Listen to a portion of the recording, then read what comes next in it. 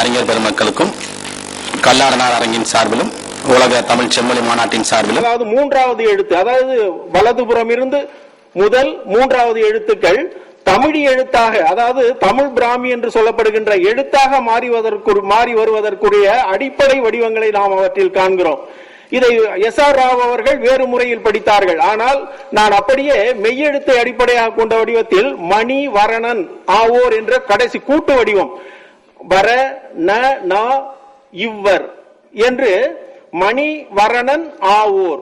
வரணன் என்பது வண்ணத்தை கொண்டவன், அதாவது வண்ணம் என்ற சொல், வர்ணம் என்ற சொல்தான் வடமொழிக்கு சென்று வண்ணம் என்ற சொல்லாகவும் வர்ணம் என்ற சொல்லாகவும் மாறியது என்பது பாவாணர் சொல்லுவார்கள். வலதுபுறம் இருந்து இடதுபுறமாக படிக்கிறேன். அது கீழே அதே மாதிரி வடிவத்திலேயே தமிழ் எழுத்திலும் அதனை குறிப்பிட்டு இருக்கிறேன்.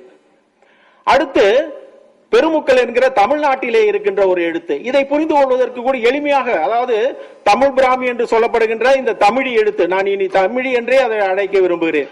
இந்த அதில் வலதுபுறம் இருக்கின்ற இந்த தமிழி என்று முறைக்கு மாறியது பிறகு இடமிருந்து வலமாக படிக்கின்ற முறையை இதில் நாம் காண்கிறோம். முதலில் காணப்படுகின்ற இந்த ஆ எழுத்து நாம் காணுகின்ற சிந்தி எழுத்திலிருந்து சற்று மாறுபட்டு வடிவம் மாறி, அதாவது அதனுடைய கோண வடிவத்தில் இருந்து மாறி வட்ட வடிவத்திற்கு மாறி ஆ என்ற சிந்து எழுத்து முறையாகவே காணப்படுகிறது. அடுத்த எழுத்து ர இச்சு இர்.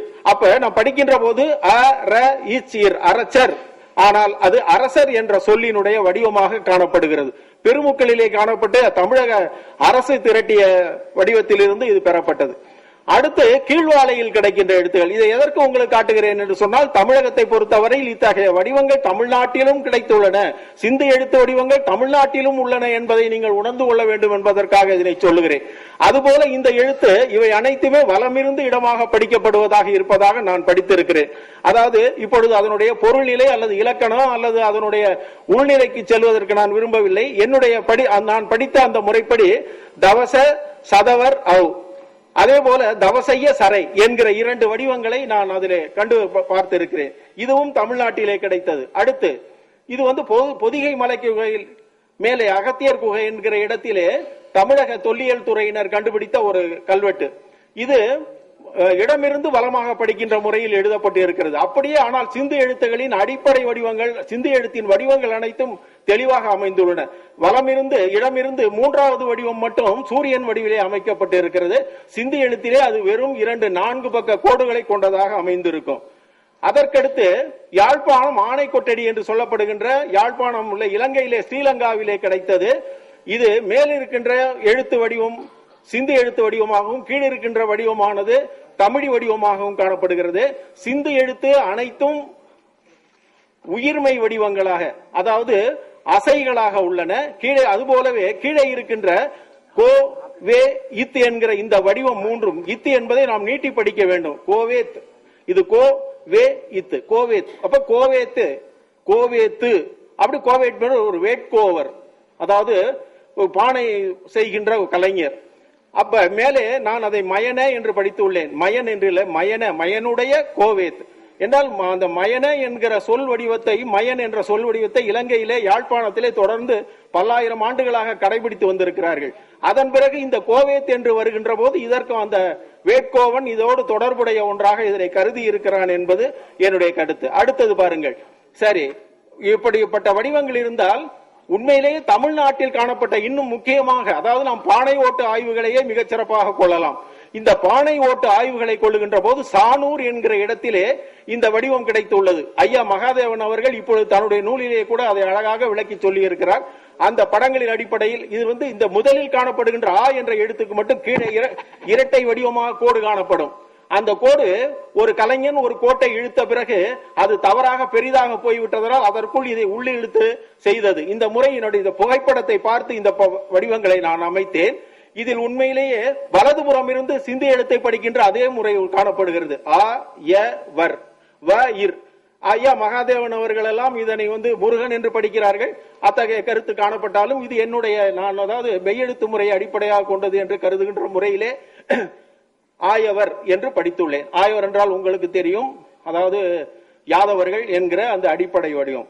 சரி, அது இத்தகைய வடிவங்கள் எல்லாம் தமிழ்நாட்டிலேயே காணப்படுகின்ற போது சிந்து தமிழி, அதாவது சிந்து தமிழ் பிராமி எழுத்துக்களை இப்பொழுது ஒப்பிட்டு காட்டுகிறேன் உங்களுக்கு. இரண்டு வடிவங்களும் பாருங்கள். அதாவது நீங்களே அது அதிகமாக விளக்குவதற்கு நேரமில்லை. சோ அந்த கா என்ற வடிவம் தன்னுடைய எழுத்து முறையிலே எளிமைப்பட்டு காணப்படுகிறது. அதுபோல ஞ என்ற வடிவமும் இந்த வடிவங்கள் எல்லாம் இப்படி இந்த வடிவங்களில் மாறுபட்ட வடிவங்களாக இருந்தாலும் அவற்றிடையே காணப்படுகின்ற ஒற்றுமை உங்களை ஈர்ப்பதாக இருக்கும் என்பது மட்டும் உறுதி. தண்ணி கொஞ்சம் கொடுங்க. அந்த வடிவங்கள் ஒவ்வொன்றாக நீங்கள் கவனித்து பார்க்க வேண்டும். இதில் ழ என்கிற எழுத்திற்கு அது குறிப்பிட்டு இருக்கிறேன் இரண்டாவது பகுதியிலே. அந்த ழ என்ற வடிவம் எப்படி இருக்கிறது என்பதையும் நீங்கள் சற்று சிந்தித்து பார்க்க வேண்டும். அதாவது மீன் வடிவம். இந்த மீன் வடிவம் எழுதுவதற்கு ஏற்புடையதாக இந்த வட்ட வடிவமாக மாற்றி அமைந்திருப்பதை நாம் தமிழில் காண்கிறோம். அத்தகைய அதாவது ந என்கிற டன்னகரம் ரன்னகரம் என்று சொல்லுவோம் அல்லவா, அந்த ரன்னகரம், அதாவது தெரியாதவர்கள் சொல்லுவார்கள் இரட்டை சுழி என்று, அந்த வடிவம் மற்றும் முழுதும் ஓரளவுக்கு பேரளவிற்கு மாறி காணப்படுகின்ற நிலையை நாம் பார்க்கிறோம்.